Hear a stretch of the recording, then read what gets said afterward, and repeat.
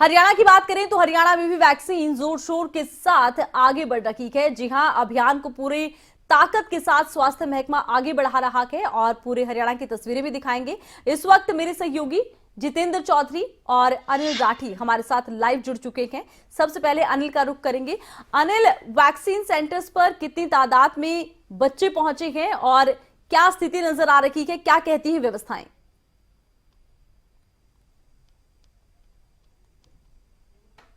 जी बिल्कुल, देखिए आरती, जिस तरीके से आज ये महाअभियान की शुरुआत की गई है, फरीदाबाद में भी जो है वो इसका अच्छा असर दिखाई दे रहा है और बच्चों के अंदर जो है वो कहीं ना कहीं उत्साह दिखाई दे रहा है, क्योंकि जिस तरीके से लगातार बच्चों को खासी समस्याओं का सामना करना पड़ रहा था, खासी दिक्कतों का सामना करना पड़ता था, उन तमाम दिक्कतों से निजात के लिए जो है वो बच्चों को आज ये वैक्सीनेशन लगाई जा रही है और बच्चों के अंदर जो है वो एक नया जोश जो है वो बढ़ रहा है, क्योंकि बच्चे अक्सर देखा जा रहा है जो भी वैक्सीन लगवा के जा रहे हैं उनसे हम जब बात करने की कोशिश करी तो उन लोगों ने साफ तौर से कहा कि कहीं ना कहीं हमें एग्जाम देने में दिक्कत होती थी, पेपर देने में दिक्कत होती थी, स्कूल जाने में दिक्कत होती थी। तो अब वो तमाम दिक्कतें जो है वो बच्चों की कहीं ना कहीं दूर होती दिखाई दे रही है और जिस तरीके से संभावना जो है वो तीसरी लहर की बनी है तो उससे भी कहीं ना कहीं बच्चों को जो है वो राहत मिलेगी। और आज पहला दिन है वैक्सीनेशन का और भारी संख्या में जो है वो भीड़ आपको जो अस्पताल के परिसर के अंदर दिखाई देगी। तमाम जगहों पर लगभग कई सेंटर, हमारे साथ खुद सीएमओ साहब मौजूद हैं, डॉक्टर विनय गुप्ता जी, उनसे जानने की कोशिश करते हैं कि आखिर कितने कैंप इन्होंने लगाए हैं, किस तरीके से जो तैयारी करी है। तमाम जानकारी जो है वो डॉक्टर साहब के माध्यम से सुन सकते हैं। डॉक्टर साहब, किस तरीके की तैयारी है, कितने जो है वो वैक्सीनेशन कैंप जो है? हमने बच्चों का रजिस्ट्रेशन 1 तारीख से ही शुरू कर दिया था। हमने 63 जगह के ऊपर कैंप लगाए हुए हैं जहाँ पे बड़ों के साथ साथ बच्चों को भी वैक्सीन लग रही है और बच्चे बड़े उत्साह से हमारे पास आ रहे हैं और वैक्सीन लगवा रहे हैं। उनको कोवैक्सीन लगा रहे हैं हम, जिनको 28 दिन बाद हमने फिर दोबारा दूसरी डोज लगानी है।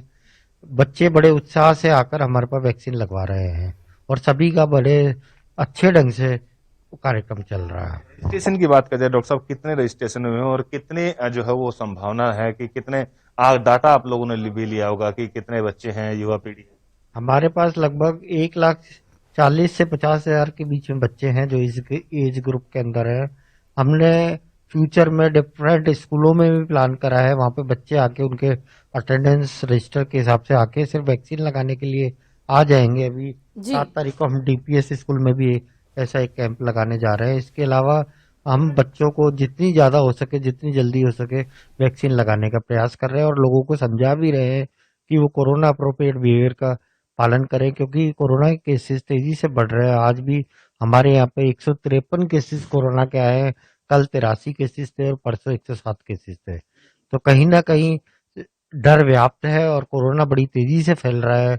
ये वैक्सीनेशन जो हमारे प्राइम मिनिस्टर सर ने शुरू किया है, ये लोगों को बहुत ज्यादा हेल्प करने वाला है। जी बिल्कुल आरती, देखिए जिस तरीके से डॉक्टर साहब कह रहे हैं कि कहीं ना कहीं जो ये अभियान है, इस अभियान से कहीं ना कहीं काफी राहत मिलेगी, काफी बचाव जो है वो होगा। और चाहे फिर युवा पीढ़ी की बात कर जाए, चाहे तो बड़े लोगों की बात कर जाए, तो जिस तरीके से ये अभियान की शुरुआत हुई तो कहीं ना कहीं एक अच्छा संकेत जो है वो लोगों के लिए जा रहा है। बिल्कुल, आप नजर बनाए रखिए अनिल। रुक करते हैं जितेंद्र का। जितेंद्र, हरियाणा में भी जिस तरह से आज वैक्सीनेशन का पहला दिन है, तो किस तरह का उत्साह आपको चंडीगढ़ में नजर आ रहा है और किस तरह की व्यवस्थाएं देखते हैं?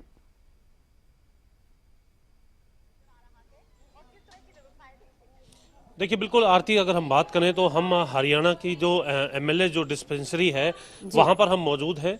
और जहां तक बात की जाए, आपने बिल्कुल ठीक कहा कि 15 से 18 वर्ष के जो युवा हैं उनके लिए कहीं ना कहीं जो वैक्सीनेशन है उसकी शुरुआत हुई है। और उसमें अगर हम बात करें तो सीधे तौर पर इस एमएलए डिस्पेंसरी के अंदर, हालांकि जो दूसरे जो अन्य जो लोग हैं इस एज ग्रुप के अलावा, वो यहाँ पर अभी आप देख सकते हैं कतारों के अंदर और अपनी वैक्सीनेशन को लेकर लगवाने को लेकर के वो सभी एमएलए डिस्पेंसरी में अभी अगर हम बात करें तो पहुंचे हैं।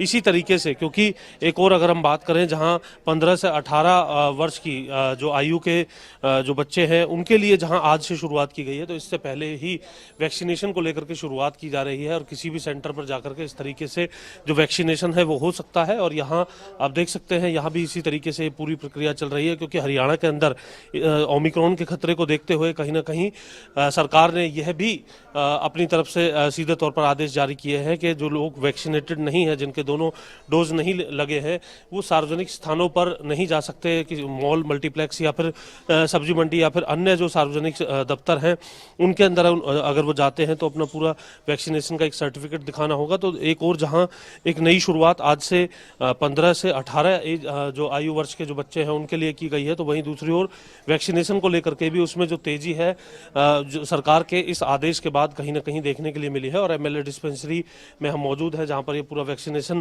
प्रोसेस चल रहा है। यहाँ मैडम से जानेंगे, मैडम किस तरीके से ये पूरा प्रोसेस चल रहा है और क्या रिस्पॉन्स जो है पिछले कुछ दिनों के अंदर आपने देखा है, अगर आप बता सके तो। तो अभी जो है वैक्सीनेशन यहाँ पर चल रहा है, लेकिन मीडिया के समक्ष जो है वो अपनी बात यहाँ पर नहीं रख रहे, लेकिन पूरी एंट्री के साथ यहाँ पर जो पूरी प्रक्रिया है उसको फॉलो किया जा रहा है और लोग जो है वैक्सीनेशन कराने के लिए यहाँ पर पहुँचते हुए नजर आ रहे हैं। और इसी तरीके से जो नए जो आयु वर्ष के जो बच्चे हैं उनके लिए जो शुरुआत की गई है उसके अंदर भी अगर हम बात करें तो वैक्सीनेशन सेंटर जो है वहाँ पर भीड़ देखने के लिए मिल रही है। जी, तो बिल्कुल ये देखा जा रहा है कि तमाम व्यवस्थाएं दुरुस्त की गई हैं और वैक्सीनेशन सेंटर्स पर लोग पहुंच रहे हैं, बच्चे भी पहुंच रहे हैं। जितेंद्र, जब वैक्सीनेशन की शुरुआत देश में हुई थी तो कई तरह के भ्रम थे। अब कहा यह भी जा रहा है कि अगर किसी के पास आधार कार्ड नहीं है, कोई बच्चा आता है वैक्सीन लगवाने के लिए, तो अपनी स्कूल आईडी के आधार पर भी वैक्सीन लगवा सकता है।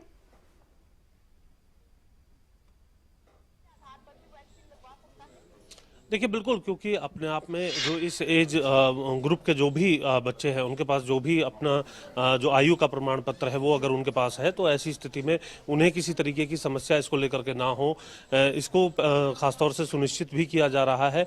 और जो उनका जो वैक्सीनेशन को लेकर के जो सर्टिफिकेट है वो भी तैयार किया जा रहा है। और इसी के साथ साथ वैक्सीन लगाने के बाद जिस तरीके से एक प्रोसेस होता है, जिन भी लोगों को वैक्सीन लगती है उन्हें कुछ देर के लिए सेंटर के अंदर ही ठहरने के लिए कहा जाता है, उस तरीके की तस्वीरें, ठीक यही प्रोसेस जो अगर हम बात करें इस एज ग्रुप के लिए भी अपनाया जा रहा है। और साथ ही साथ वैक्सीनेशन में और ज़्यादा तेजी ला करके इसका जो प्रतिशत है वो बढ़ाया जाए, ज़्यादा से ज़्यादा लोग जो हैं वो कहीं ना कहीं ओमिक्रॉन का खतरा जिस तरीके से अब दोबारा बन रहा है, तीसरी वेव के तौर पर भी इसे देखा जा रहा है।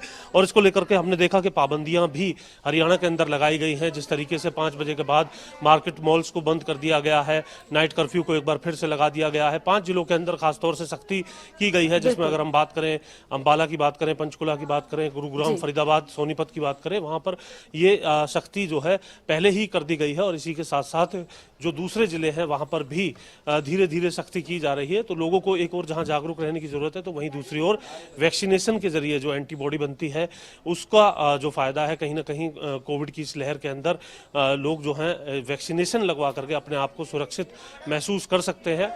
और इसी के साथ साथ तमाम जो हिदायतें हैं मास्क को लेकर के, सैनिटाइजेशन को लेकर के या फिर सोशल डिस्टेंसिंग को लेकर के, उन तमाम बातों का ध्यान भी वैक्सीनेशन के साथ जरूर रखना है, क्योंकि इससे एक और जहां इन्फेक्शन का खतरा जरूर कम होता है, लेकिन इसके बावजूद भी लोग जो हैं वो कोरोना की चपेट में आ सकते हैं। इसलिए उन्हें अपना ख्याल जो है इन तमाम जो प्रबंध हैं जिसकी हम बात कर रहे हैं, मास्क की बात करें, सैनिटाइजेशन की बात करें या सोशल डिस्टेंसिंग की बात करें, इन तमाम बातों का भी विशेष तौर पर ध्यान रखना होगा। बिल्कुल, बेहद जरूरी है कि दवाई भी हो और कड़ाई भी हो। वैक्सीन लेने के बावजूद कोई भी कोरोना संक्रमित हो सकता है, लेकिन कोरोना से लड़ने की क्षमता वैक्सीन के बाद बढ़ जाती है। बहुत बहुत शुक्रिया जितेंद्र, तमाम जानकारी आपने दर्शकों तक पहुंचाई है।